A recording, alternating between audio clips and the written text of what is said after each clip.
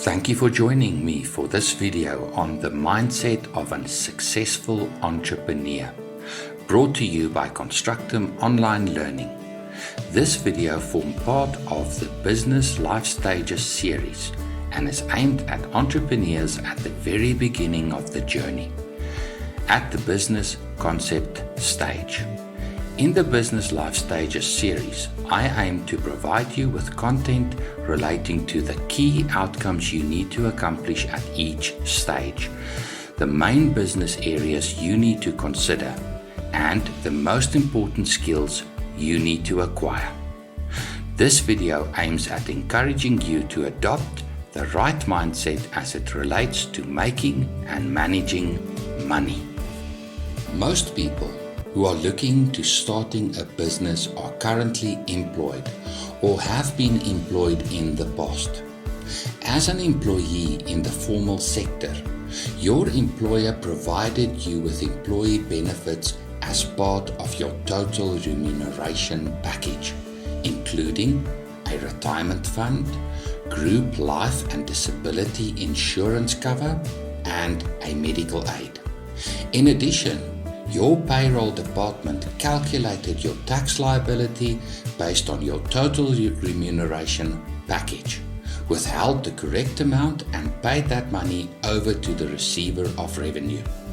In a sense, much of the basics of personal financial planning was put in place for you.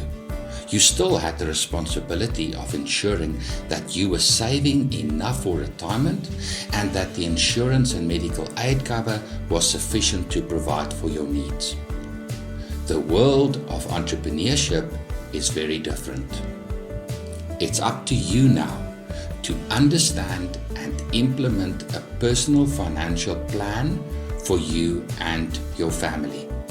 In this presentation, I will provide you with a basic understanding of what personal financial planning is all about. Accumulate, protect, and preserve. That phrase succinctly describes what financial planning is all about. Accumulate assets. Protect your assets and yourself from losses. Preserve what you have accumulated for yourself and for the next generation. Your personal financial plan will grow in complexity as you progress on the journey. What you need to keep in mind is the balancing act between these three aspects. If you only accumulate assets and fail to protect your assets and yourself from risks, then you can easily lose what you have accomplished thus far. If you only seek to protect what you have, then you will fail to save sufficiently for your future needs. If you only think about preservation of your assets, then you will never take on the right amount of risk to grow your wealth. It is a balancing act. Work for assets, not for income. Employees work for income. Employees then use that income to sustain their lifestyle, to buy toys, to take on debt, and they do so with an expectation of the next salary coming into their bank account at the end of the month. Banks love employees. Employees live from salary to salary, from debit order run to debit order run. Their income is predictable. They have a payslip with which the banks will enslave them with debt. Consequently, the majority of employees find themselves broke within a few days of receiving their salaries. The mindset of an employee is, I can spend, I can take on debt, because within a few weeks I will again receive my salary. You cannot bring that mindset into entrepreneurship and think that you will succeed. That mindset will make you fail as an entrepreneur. Entrepreneurs work to accumulate assets. Assets for themselves and assets for their business. The focus of this video is personal financial planning. Watch out for the Business Life series, and in particular the growth stage, where I talk to you about the business accumulating assets. But now back to you accumulating assets for yourself. Start by understanding what an asset is. I'm not talking about the accounting term for an asset here. I'm thinking in terms of what an asset might be from a financial planning perspective. Think positive cash flow. Over the life of the asset, does it provide you with a positive cash flow in the form of income and or capital gains? For instance, you buy a property to rent out and you get a net positive rental income after paying for finance charges, rates and taxes and other expenses. Later you sell the property for a profit. In other words, for a capital gain. That is an asset. Why do you start a business? Do you start a business so that you can get an income? Sure, you need an income, but watch out. Employees work for an income. Successful entrepreneurs build businesses to become an asset of value. Sure, they can earn an income in the form of directors' remuneration or salary from the business, but they keep their eye on the ultimate prize, which is to build a business that becomes an asset. I know a business owner still has an employee mindset when I see them withdrawing all the profits from their business every month.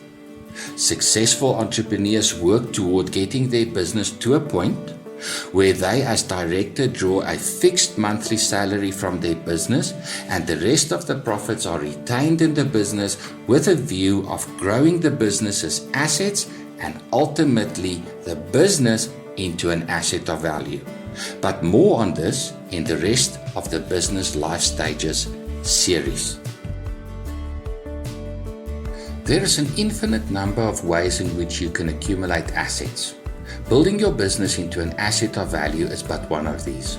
And if you are an entrepreneur, it's a major part of what you are all about. How else can you accumulate assets? Start by thinking about the different types of assets. In investment terms, assets can be categorized into 4 asset classes, namely cash or cash equivalents, government or corporate bonds, property, and equities. Cash or cash equivalents. This is the money you have in your wallet or in your bank account. Government or corporate bonds. When the government or corporate entity wants to raise capital, one way of doing this is to issue a bond. A bond has a monetary value and pays the holder of the bond a half-yearly or yearly income in the form of interest. Property. There are many types of property, including residential, industrial, commercial, and agricultural property. A landlord may earn rental income from a property and also realize a capital gain from disposing of the property. Equities. Listed equities are traded on a public exchange, like the Johannesburg Stock Exchange, the JSE, and represents an ownership interest in the companies listed on the JSE. Owners of equities may earn dividend income and may realize in their investment when they sell their equities on the exchange. Private equity is an ownership interest in a corporate entity not listed on an exchange. The owner of private equity can earn income in the form of dividends and potentially realize a capital gain when disposing of the asset. So which type of asset should you consider? To answer that question, you need to understand the relationship between risk and return. Return represents the total net income that the asset produces for you, plus the capital that can potentially be gained from ultimately disposing of the asset. Risk is the potential that the asset will not produce the income and/or realize the capital gain that you're expecting. In general terms, the following graph depicts the relationship between risk and return for different asset classes based on many years of data. Cash produced the lowest return, but also at the lowest degree of risk. Watch out, however. Cash often failed to produce a real return. More on this later in the series when we talk about the effect of inflation on your investment portfolio. Bonds. Government bonds are supposed to present low risk, as it's the government that underwrites or guarantees that the interest will be paid. Lately, some major governments have failed to meet their obligations. But government bonds are for the most part a lower risk option. Corporate bonds may be seen as higher risk than government bonds. The riskiness of a corporate bond relates to the issuer, that's the corporate entity of the bond. So risk may differ substantially amongst corporate bonds. Property has been seen as a good inflation-beating return over the long term. Residential property is probably the lowest risk amongst the property types. Presently, properties in the retail, office and tourism sector are doing poorly. Equities traditionally provides the highest return over time, but at the highest level of risk.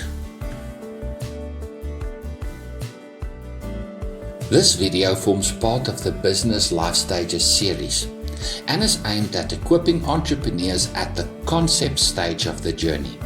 Most entrepreneurs at the very beginning of the journey are young with little or no assets. So where should you start accumulating? Which asset class should you consider? Bounce, don't break. Brian Tracy, renowned author and speaker, coined the phrase, bounce, don't break. According to Tracy, entrepreneurs will face some sort of crisis about every 3 months or so. So everyone watching this video is either in a crisis, just coming out of a crisis, or about to have a crisis. When you start out on the entrepreneurial journey, your income is sporadic at best, and you are most vulnerable to risks.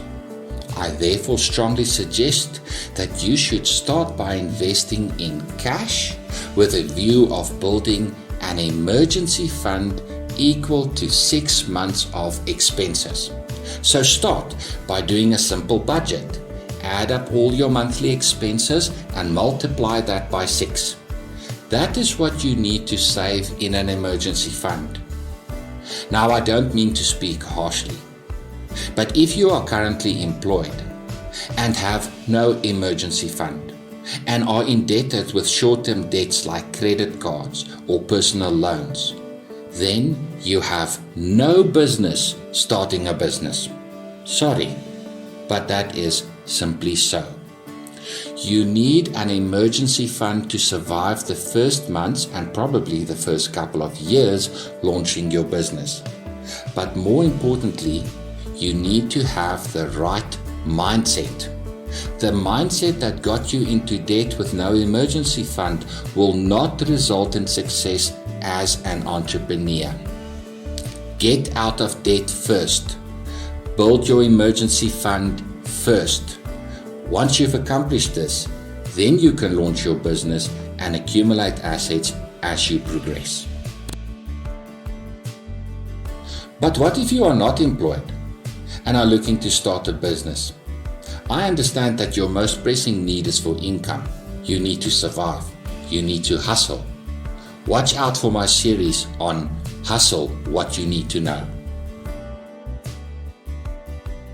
Next, you need to protect yourself and your assets from loss, from risks. When you start out on the entrepreneurial journey, you face many risks. But you are brave, and fear is not going to stop you from pursuing your dreams. What you do need to do is to understand the risks you face and how you can deal with those challenges.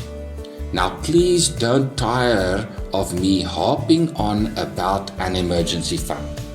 Consider what happened to restaurateurs during the recent COVID-19 pandemic and the ensuing government-imposed lockdown. Even if you had the best idea for a sit-down restaurant with the best and most creative menu, you were in trouble.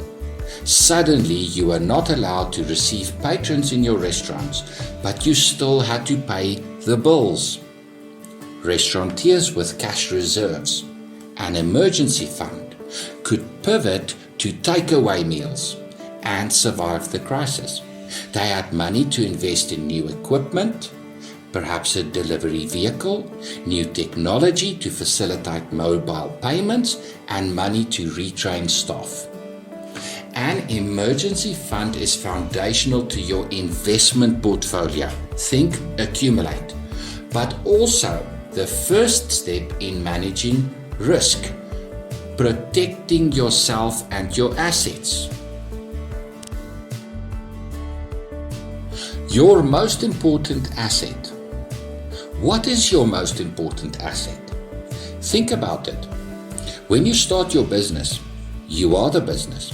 It's your ideas, your creativity, your expertise, you physically working in the business. It's your ability to generate income from the business with your body and your mind. You are your most important asset. What risks do you face? How will a sickness or an injury affect your ability to work in the business? Over the short to medium term, an emergency fund, yes, I said it again, an emergency fund can replace lost income and provide for medical expenses. For more severe illnesses, you need disability and severe illness cover in the form of insurance and medical aid. Make sure that you maintain a minimum level of disability and severe illness cover, and if possible, also join a medical aid scheme. Then you need to protect your other most important assets. What assets are you using to generate income? Your vehicle, your laptop or smartphone, other equipment? Again, an emergency fund can provide for the loss of some of these assets, but maintaining some insurance cover will protect you from losses and ultimately protect your investment in the business. I recommend that you meet with a qualified financial advisor to assess what types and what level of insurance cover you need. Lastly, you need to preserve what you are accumulating for the next generation. Now, when you start out, you may have very few assets and no dependents, and you might say that you don't need a last will and testament. But consider this. You are starting a business with a view to building an asset of value. You may employ people. You take on certain liabilities and other responsibilities. Do you really want to leave a mess behind if you were to pass away? You can get a will drafted for free at your nearest bank. It only takes a few minutes and can save those who care for you a great deal of grief in the process. Later on in the Business Life Stages series, I will introduce you to the basics of estate planning and how you can preserve your assets for the next generation. There are some basic skills that you need to develop, but more importantly, you need to adopt the right mindset. The mindset of a successful entrepreneur when it comes to making and managing money. Remember, work for assets, not for income, and bounce, don't break. Thank you for listening. And if you found value from this video, please consider subscribing to the Constructum online learning platform on YouTube and click the notifications bell so that you are notified when I load new videos. Good luck on your journey.